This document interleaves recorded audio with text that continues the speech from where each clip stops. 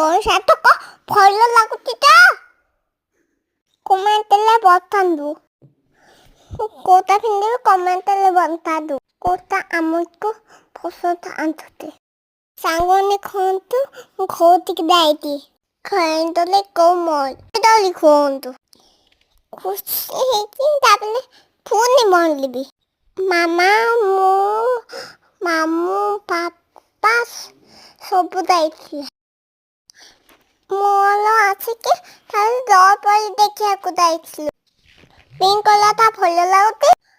ଯଦି ଭଲ ଲାଗୁଛି କମେଣ୍ଟ କରନ୍ତୁ।